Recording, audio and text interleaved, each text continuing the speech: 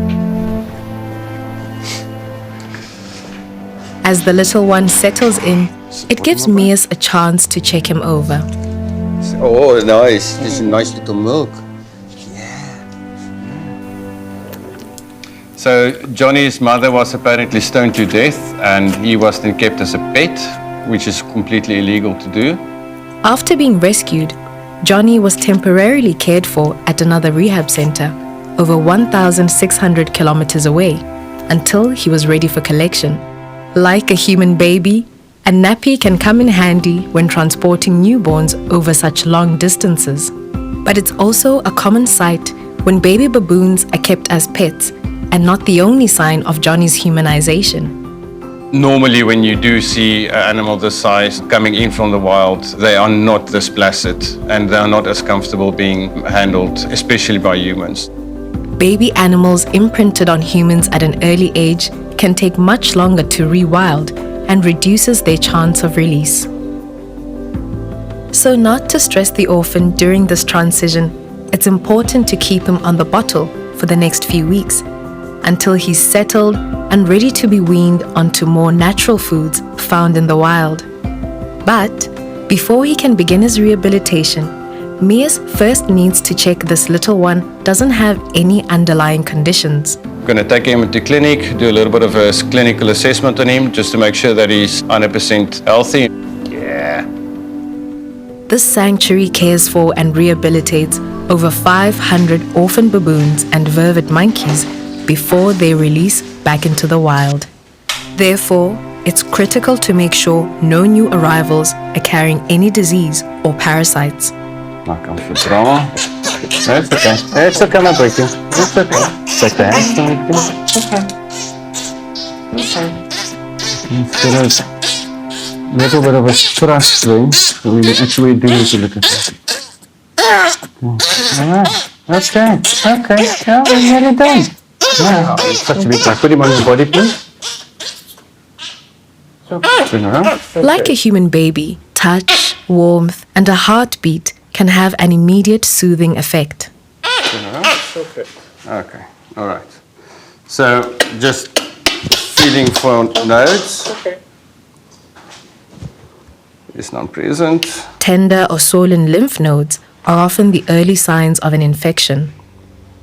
Yeah, no, this guy's, he seems in good health. I'm very happy with that. This little guy is presenting with a little bit of a thrush on the inside of the mouth. Nothing to be concerned about at all. That does happen from time to time. Pretty similar with human babies that are bottle fed. Next step, what we'll do now is we're just going to do a fecal smear. Make sure that that is parasite free. Intestinal worms and other parasites can affect the growth in youngsters, leading to severe abdominal pain and infection. Easily spread through primates in their fecal matter, any infestation in the nursery could cause havoc with the young orphans. Okay, fecal smear is negative. Really good news. He doesn't have any parasites, none present. So he's ready to go for the next stage. With a clean bill of health, this baby baboon is ready to start the first stage of his rehabilitation in the center's nursery. But how will the rest of this year's orphans take to the new arrival? Unfortunately, it's not uncommon for people to keep wild baby animals as pets. And while most are rescued in good condition, some can have life-changing injuries. Down at Wild and Free Rehabilitation Center on the banks of the Crocodile River, it's time for Deirdre Hubert and her daughter Dumi to take one very special orphan for her daily exercise. Luca is a 3-month-old serval. These elusive and slender wild cats grow to the size of a greyhound and live in Africa's woodlands and open savanna. Come, Luca.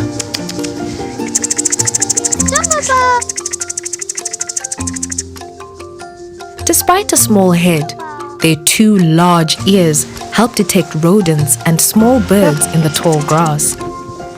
And they use their extraordinarily long legs to pounce onto the unsuspecting prey, often playing with their food before they eat it. It's hard to imagine, but just a few months ago, Luca was fighting for her life. During a harvest, a local farmer discovered 3 serval kittens. While one was sold, the other 2 were left with the owner's pregnant pit bull. The dog attacked and killed 1 kitten before turning onto Luca. She had a broken rib. One lung had 30% capacity, the other one completely collapsed. Luca remained in critical care for weeks, being drip-fed every hour with regular x-rays and visits to the vet. Today, 3 months later, despite nearly losing her life, Luca is growing into a playful and curious young serval. But she's not out of the woods yet. A week ago, she couldn't walk. She was completely lame in the back legs. Even her tail didn't even move. Initially masked by her life-threatening injuries, it was only recently discovered that Luca is also suffering from a vitamin B1 deficiency. These feeds are very important, obviously, for her to pick up weight. We've got her supplements in there, and we're teaching her basically how to eat now. As well as her protein-rich diet and daily injections, Luca must exercise 2 hours a day to help rebuild her strength. So, Deirdre's daughter, Tumi, is more than happy to help out with play therapy. It's super great to raise babies that got either abandoned or people pick them up, because each new animal, I learn new things with my mom, and I get to feed them and watch them grow up. These simple games of cat and mouse are the perfect training program to teach Luca how to hunt in the wild. Baby animals that just got abandoned from their mums can't feed themselves and keep themselves warm, because that's why a mother is there. So yeah, I think the job that we do is pretty amazing. Luca's injuries were so severe, most orphans wouldn't have survived. But Deirdre knew she couldn't give up. To see her improve is the most rewarding thing you can ever see. Any animal that you really fought for, and you could see that animal still got that fighting spirit, and you fight with that animal and you pull it through, it's the most rewarding thing. Once Luca is strong enough to hunt and survive on her own, she will be released back into the wild, something Tumi is preparing herself for. Well, I feel sad in the beginning, but in the end, I know it's the right place where they're supposed to be. When I'm older, I might become a vet, because I also want to be like my mom and help animals that can't look after themselves. As for Deirdre, Luca has become her inspiration. Everything that happened to her, and she's kept on fighting. And I learned a lot of lessons through the animals I rehabilitate. We mustn't give up. You've got the will to live. You can make anything happen. To see animals that suffered and to pull them through and see them start running, start being a serval like Luca is, it's extremely rewarding. And one day to know you can release them back into the wild that's why I do rehabbing for these days. As Luca continues to rebuild her strength, ready for a life back in the wild, 3 other servals are about to be released. Situated in the shadows of the majestic Drakensberg Mountains, we find Moholoholo. Here, Brian Jones and his team of highly trained staff have been helping care for injured and orphaned animals of all shapes and sizes for the past 30 years. And today, the team are releasing 3 young female servals that arrived here as kittens after they were handed in by local farmers. Now weaned off milk and old enough to hunt for themselves, they've spent the last stage of their rehabilitation in this large enclosure to rewild. We've kept minimal contact with the servals in their enclosure because you don't want them to get used to people. So if I go in there, they'll actually run away from you. They don't want to be close to you. Which is going to make catching them rather tricky. We must just be quiet. To reduce any stress on the animals, only Brian enters the enclosure to set the traps. He needs to be as quick and quiet as possible. If the servals get spooked, this will all be for nothing.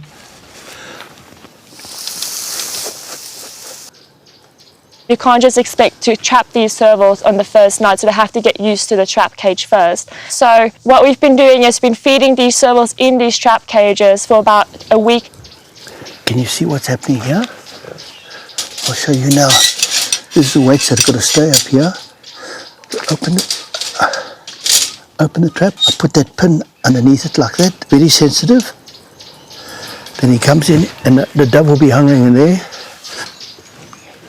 See now when they pull this, the gate closed. You see that? To help entice the servals inside, bait is secured to the trigger pin.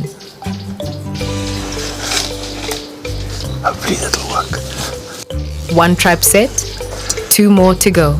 See them running up and down. I'll do this one now. Do you see now we're hanging the meat up?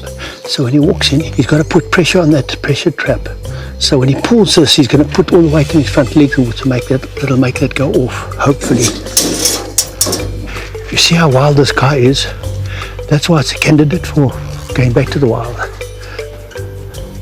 Let's just check this one now as well. Once the third and final trap is set, all they can do is wait.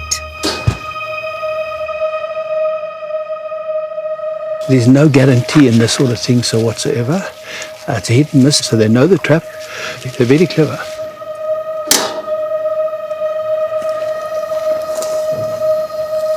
No one's allowed to be around those servals or around that area, otherwise they're not going to get caught. We must all get out of here totally. And then hopefully they'll start to investigate and then we'll see what we can catch.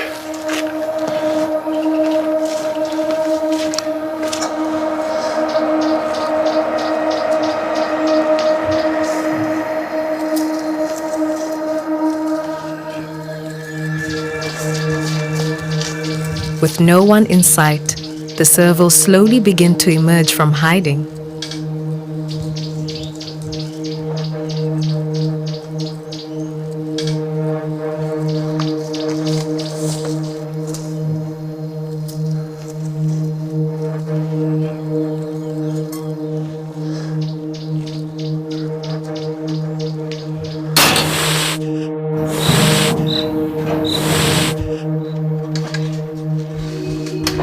Once all 3 servals are captured, it's now a race against time to get them to the release site.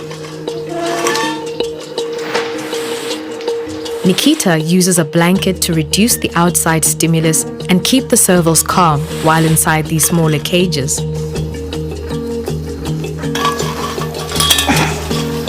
Now let's just see. Now he's got to run into here, so we've got to undo this little door and hopefully he'll jump through. Do you want that open? You ready? Okay. Do you want that open? This one can come now. Each serval is then transferred to a transport crate, loaded and ready to go.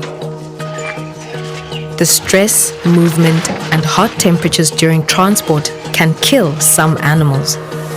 We'll have to get going fast. Very close this. Okay. So there is no time to waste. With the precious cargo on board, the team head off to the serval's new home. As 3 orphans leave one center, 2 more arrive at another. Over at Umoya Kulula Wildlife Center, just 60 kilometers from the border of the Kruger National Park, owner Emma Dayacha and manager Catherine Lister need to feed 2 tiny new arrivals. Okay, so we have 2 little lesser bush babies. These guys are siblings. We got them a few days ago. They were found in someone's house. They'd been away for a long weekend, and then when they got home they found these guys crying alone on the floor. These nocturnal primates only grow to the size of a squirrel. Yet they're highly adapted to live and hunt in the trees. Large, round eyes are great for night vision, while delicate, bat-like ears enable them to track insects in the dark. In the wild, they use their incredible agility to evade predators or snatch flying insects out of the air. But as more roads, farms, and settlements continue to expand across South Africa, these tiny primates are losing living space, forcing them to find refuge around human dwellings. They did the right thing and they waited to see if the mum would come back, but unfortunately she didn't. And actually, they do have a nest in the roof and they normally hear them scuttering around at night time, and they did not hear them for a few nights, so we think something might have happened to the mum. Without their mother's milk, they must be starving. So they're about 2 weeks old now, and we're going to feed them yogurt. So they're not getting a bottle, they're actually just getting yogurt. Bush babies love yogurt, especially strawberry. So we've got some here. Despite weighing less than 30 grams, these little ones need to be fed every few hours. They will start on insects as well. They're refusing at the moment, but we do try every day to get them to eat insects, because this is what they'd eat in the wild. For some reason, strawberry is the favourite. So they're doing really, really well. They're eating a lot now. We started feeding them every few hours, and now we're to about every 4 hours with these guys. Nice. This little one's eyes are just opening. With little lessers, you can release them quite young, so probably another month they should be with us, and then we can get them back out into the wild. Okay, so like feeding any young child, things get messy, so we're just gonna clean them up. I'm just gonna get some wet wipes for them and for us, actually. Yeah. Come on to you.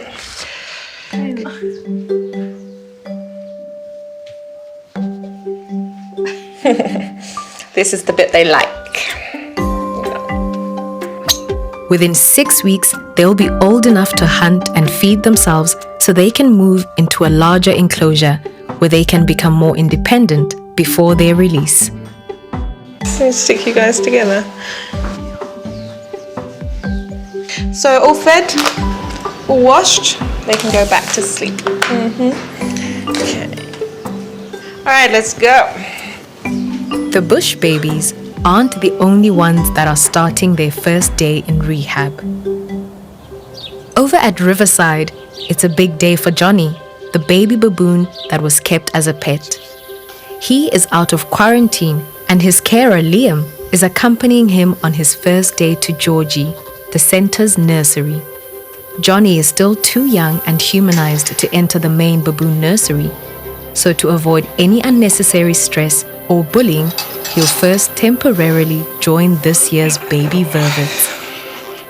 The new arrival has certainly grabbed everyone's attention, and it doesn't take long before they come down to say hello, including some other baby baboons that arrived just a few weeks ago. Hello. Johnny, you've got some new friends. You want to play? Here, he can settle in and acclimatize to his new environment with orphans of a similar age and size. So he's gonna hopefully bond with his new friends now. He's coming into Georgie now to try and bond with others. We're trying to break away from human contact, but also we've had to give them a lot of care. So hopefully now he'll be able to form his own little troop. After feeding and caring for an orphan 24/7, it's always hard to say goodbye. Since he's coming in here, it is hard to break away because we've had such bonds, especially with picking him up. It is quite sad, but it's best for the babies. It's what they naturally need. You know, they don't need to be involved with humans so much. So I'm looking forward to seeing his journey a lot more. From now on, there will be minimal human contact to help break the strong bonds Johnny created as a pet and allow him to reconnect with his own kind. Okay, Johnny, time to play. Time to play now. Oh, yeah. Yeah, here's the new friends. There you go. Bye, Johnny. It looks like Johnny will be in good hands. But Liam can't resist one more goodbye. Okay. Yeah, okay. Okay. Okay. Once Johnny is weaned off milk, he'll move into the main baboon nursery, where he'll become part of a new troop and prepare for his eventual release back into the wild.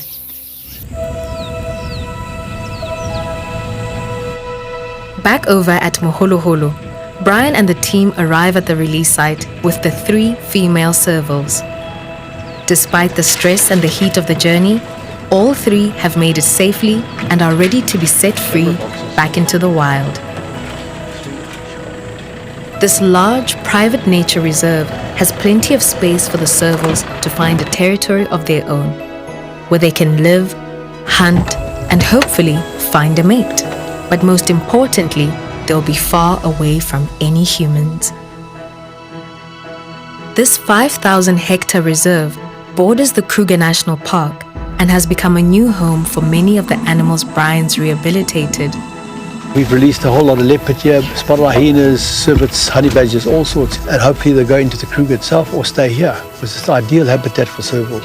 Despite growing up together, servals are shy, solitary creatures, and once free, each female will establish their own territory, living alone until it's time to start a family.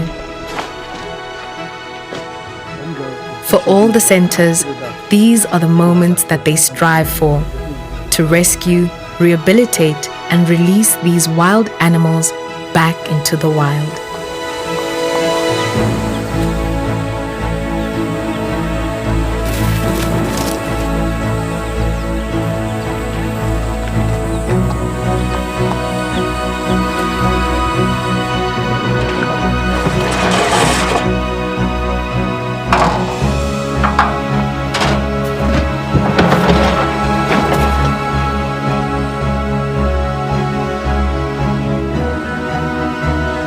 All the work that the volunteers and the staff have put into Moholoholo for saving little animals makes this worth it. Yeah, it really adds a capping stone. Seeing these servals getting released, it's amazing. It's the best part of my job is seeing these releases, knowing that you've done something good and you've given this animal the second chance of life. It's just an amazing feeling to see them go.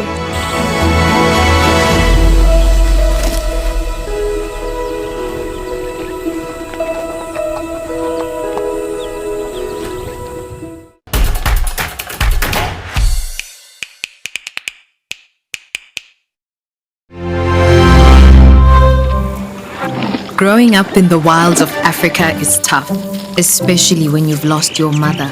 But these little orphans are getting a second chance at life. A special group of people with big hearts and a love for all things wild help rescue, heal, and rewild these baby animals. Some require urgent medical attention, while others need to learn how to feed, rebuild their confidence, and some just need a little love to develop and grow.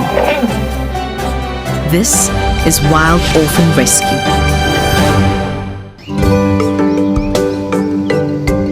It's midsummer in South Africa, and this year's baby season may be over, but work at the animal rehabilitation centers doesn't stop.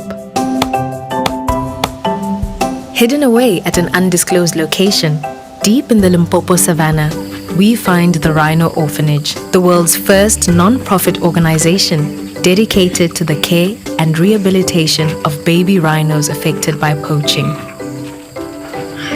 Today, Yolandi, the center's manager, has a play date with 3 baby orphans that lost their mothers to poachers earlier this year.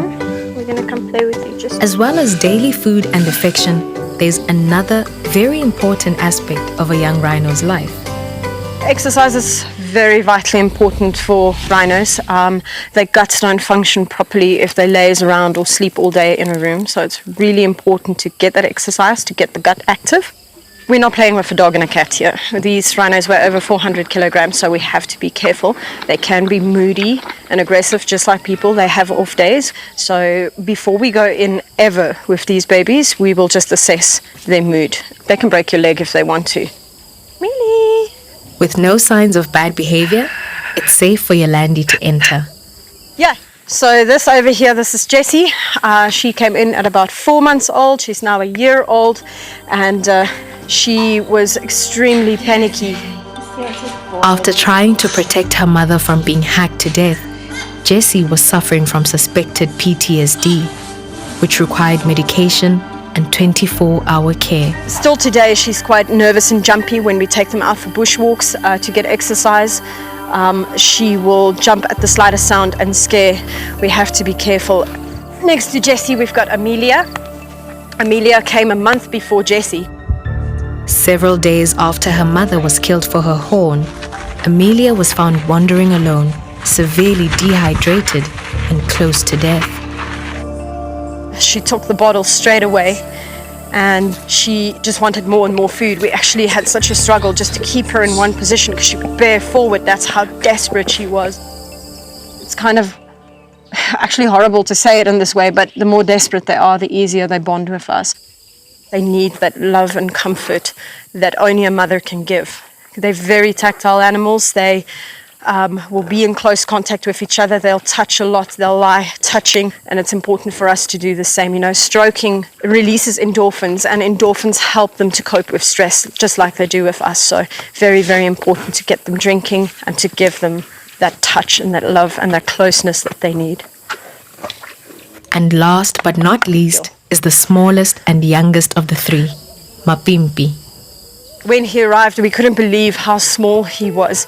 He was less than 40 kilograms. He was a little bit underweight, but he was only between 5 and 7 days old. He was so hungry, he had resorted to eating mud, which caused him massive abdominal pain and discomfort. He passed several kilograms of clay in the first couple of days here, and he was struggling. And they're such stoic animals. They don't show pain until it's already progressed. Fully recovered, all three baby rhinos are going through their rehabilitation together in this large, semi-wild enclosure. We always try and pair the babies up with other babies their age and their size, because it's better for the animals to have animal friends than humans, because they can imprint. And what better way to connect than through play? It is very important for these babies to get exercise and stimulation.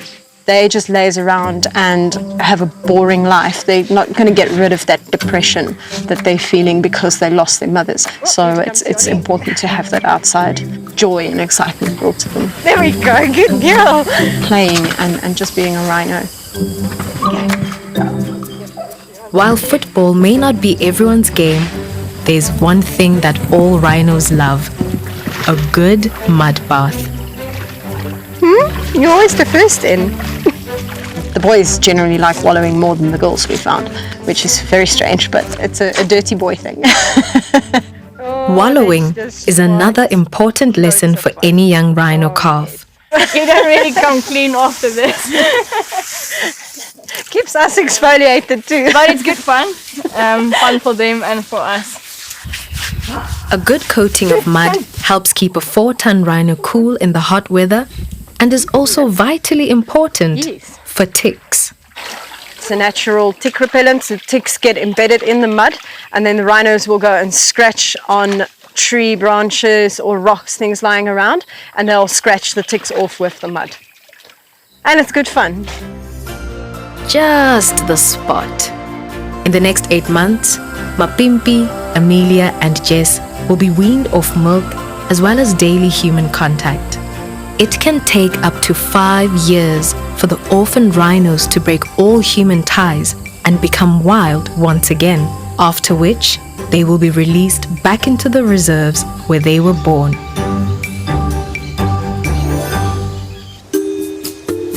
Meanwhile, over at Umoya Kulula Wildlife Center, along the border of the Kruger National Park, Emma Dayacha receives an emergency arrival. So Catherine just rang. We've just got a bushbuck, I believe. A farmer dropped him in, very young. So we're just going to go and have a look and see what's happening. Hello. Hi. Hi, I'm Emma. Hi, Adrian. Hi, what do you have? So we found this. This baby bushbuck was found cuddled up next to its mother, who was killed in a man-made snare.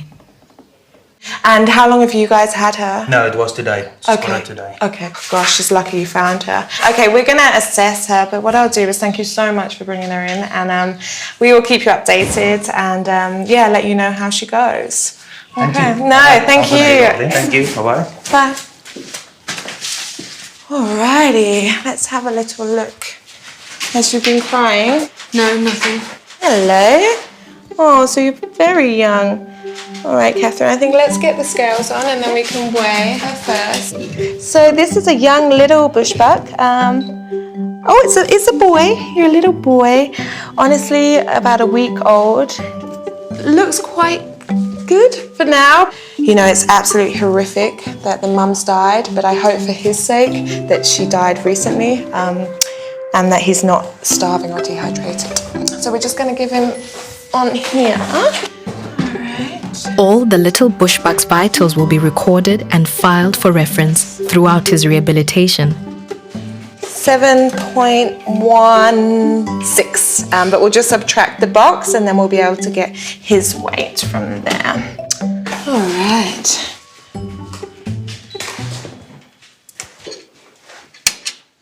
Okay. To check he has no injuries or underlying conditions, Emma must take him out the box. But they must be cautious. This male doesn't have horns yet, but their legs are loaded like a spring, allowing them to jump nearly 2 meters high. So even this newborn can deliver a nasty kick. There we go. All right, so we're just going to have a nice look at the eyes here. Make sure that they're not cloudy. We also want to look at the gums, just like any mammals. Okay. That they're nice and pink, and his fur looks great. It's very shiny, it's not dull at all, and the good old tent trick. So that's always the way we can see dehydration. Just picking up the skin there and letting it drop. If it flops back down quite quickly, you know that they're not really dehydrated. And he's also got a lovely wet nose here. So all in all, traumatized, but not in bad condition. He's quite stressed, as you can see. We're just going to put him into our recovery room, let him just calm down a little bit, and then I'll try with the bottle in a while. All right. Yep. All right, sweet pea. Without his mother's milk, it's vital this little one starts drinking as soon as possible. There we go. But Emma can only safely attempt bottle feeding once he's calm, as stress can kill these newborns. As one orphan begins his journey through rehabilitation, another is preparing for their release. Situated in the shadows of the majestic Drakensberg Mountains, we find Moholoholo Rehabilitation Center. Today, clinic nurse Nikita Jackson is saying goodbye to one prickly young orphan. Hi, Kelly. Come on. Luna, come. Luna is a 6-month-old porcupine. Hand-raised since birth, she was kept as a pet, and being imprinted on humans has drastically lowered her chances of being released. She likes being scratched by her ears, by her arms. I'm just a bit scared. Sometimes she bites and she's got a very powerful bite and she can actually take your finger off. Fully grown, porcupines are Africa's largest rodents, and in the wild, they forage for roots and vegetables, which makes them a target for farmers. This is a big problem we have with wild animals being hand-raised, because that means she's very, very used to people. If we had to release her, she'll end up at the wrong place, get bitten by a dog, end up by the wrong farmer, get shot. Being an unprotected species, farmers don't require a permit to shoot porcupines on site. But luckily for Luna, Moholoholo has secured a release site on a private nature reserve where there are no farms or humans. And in case she runs into any predators, Luna has her own built-in defenses. Her body is covered with sharp, sturdy quills, reaching up to 30 centimeters long. When threatened, porcupines don't fire their quills, but charge backwards, dislodging them into their victim. And any quills lost in an attack will grow back. During her last few days in rehab, Luna makes the most of the free buffet. Her favourite food, the way to her heart, is corn and then apples. That's her most favourite food. She also gets spinach and lettuce and butternuts. She's a very, very spoiled porcupine. In the next few days, Luna will be free and experience the wild for the first time in her life. To try and help keep the orphans as wild as possible during their time in rehabilitation so they don't imprint on their human carers, can involve trying some new pioneering techniques. Down at Wild and Free on the banks of the Crocodile River, Deirdre Hubert is about to put on a puppet show. Due to a recent heat wave in the area, these two newborn sparrow hawks were found weak and dehydrated after falling from their nest. Unable to reconnect them with their mother, it's now up to Deirdre to provide 24-hour care and feed them by hand. But the problem with baby sparrow hawks is that they imprint on humans very easily. So Deirdre has a plan. This is their surrogate mom, and we will be feeding them with this so that they don't imprint on humans, but they imprint on this little thing. So yeah, it's the first time we're trying it. Let's see, have a look how it will go. Right. Come, papas. Once released, any rehabilitated wild animal that doesn't fear humans becomes vulnerable to conflict and an easy target for the illegal wildlife trade. The reason we are using mommy is so that they don't imprint. And this is where she helps us. She helps us feed them. Sparrowhawks are large, fast and agile predators with a wingspan of up to 1 meter and known to prey on other birds in flight. But as more wild forests and woodlands are replaced for farmland and homes, these birds of prey are being forced to live, hunt, and nest closer to populated areas. Without their mother, Deirdre needs to feed the chicks every 2 hours. Chicken livers, hearts, and nutritional supplements will help these newborns put on the weight they need to stay alive. It may take some time for the chicks to accept their new mother, but Deirdre's puppet show will keep them wild and give them the best possible chance of release. Well, it looks like mommy did her job. Her babies is full. Let's pop them back. Once stabilized, these two orphans will be moved to another center that specializes in birds of prey, where a trained falconer can teach them how to fly and hunt on their own. Only when a new orphan is strong and healthy enough can they move on to the next stages of their rehabilitation. And the sooner they can be reunited with their own species, the better. Over at Care, one of the world's first baboon rehabilitation centers, Samantha and her daughter Sophia are checking in on this year's baby orphans in the bonding rooms. Are we going to clean in here? Okay, I'm going to take the bin over there. You're going to help me put it in the bin? Off you go. This sanctuary cares for over 400 orphan, injured, and displaced primates before they're released back into the wild. Which means there is lots of cleaning. Good job. See the babies playing, bud? They've got used to us now. There is minimal human contact during this stage of their rehabilitation. So coming in to clean gives Sam the perfect opportunity to check on how this year's orphans are getting on with their new foster mums. So Fergus was a baby that I raised, but you can see the surrogate moms aren't really happy with them. She's banging on the water dam, telling them, keep away. And Louis and Toomey. And there's Toomey's got the red ear tag. He's due to be released, so he's got the ear tag ready. And Mowgli sat in the slide with Hope. And so handsome with his new hair now. So handsome with his new hair. Mowgli didn't have any hair on his head, so now his hair's all growing in. Mowgli the smallest and youngest of the 5 orphans, is lucky to be alive.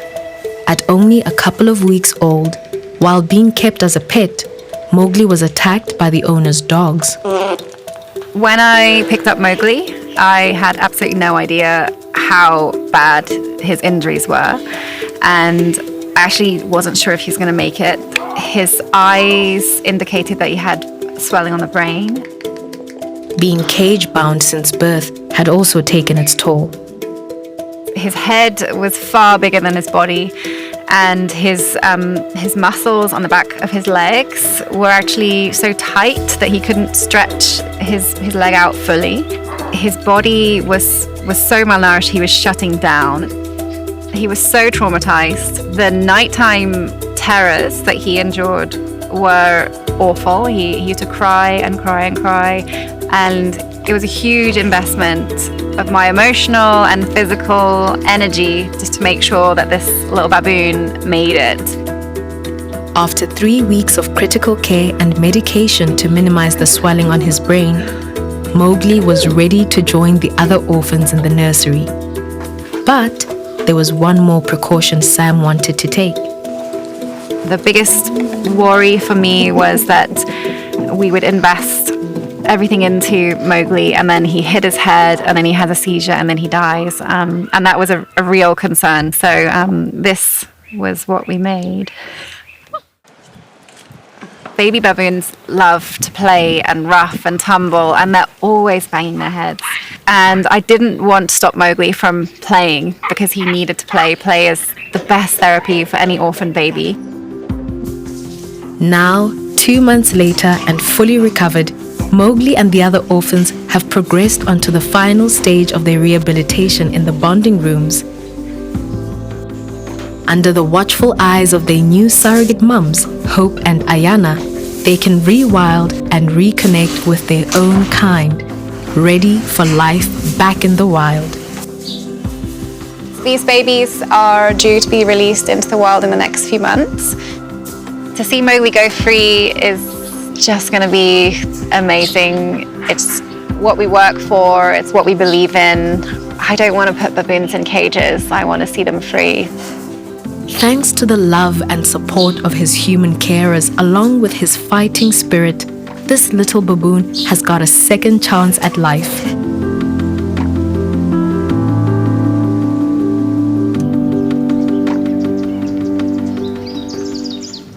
Back at Umoya, it's bottle time for the nervous baby bushbuck. He's about to be released into a larger enclosure to minimize human contact. But Emma still needs to feed him every 2 hours. Hello, sweetheart. Are you hungry? It's okay. That's it.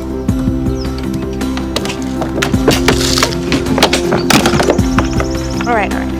So he's very nervous. He was, about a week or 2 when he came in, so he was used to his mum. We didn't raise him from day 1, so they are really nervous little Nellies, and he's just not used to humans, which is a great thing, but it also makes it tricky when we want to feed him.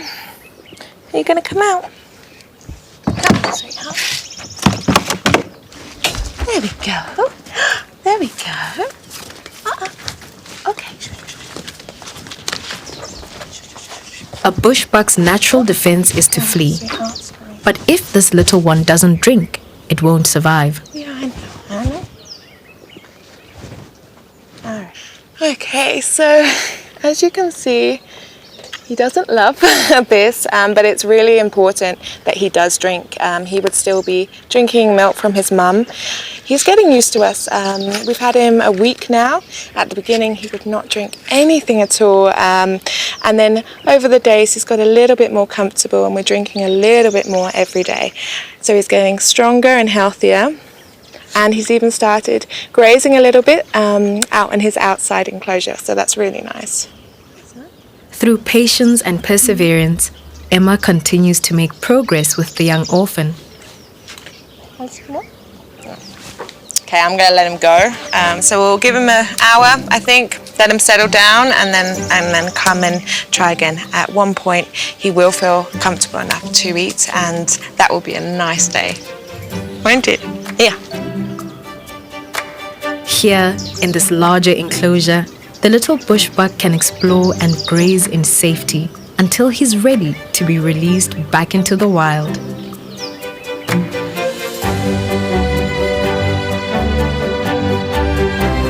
Over at Moholoholo, it's time for Luna the porcupine to be set free for the first time in her life. Brian Jones, owner of Moholoholo, has secured the perfect release site in this 5,000-hectare private nature reserve. This is the ideal place to release porcupine. It's very bushy, lots of trees and lots of food for him. I don't think you find a better place. Here, Luna will be safe from any humans and be able to rewild in this natural habitat. Put it down there, facing downwards. Turn around, that's it. I'll put it down there, that's fine. So this is basically the most joyful part of my job, is seeing these guys go back into the natural habitat where they belong, not to live in captivity for the rest of their lives. It's time to open up the door. After a lifetime in captivity, it's a daunting world out there. It's okay, girlie.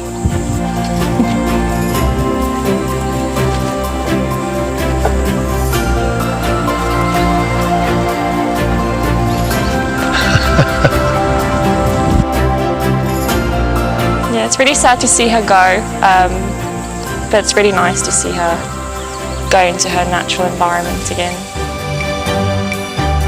With one last glance, Luna disappears into the bush, wild and free.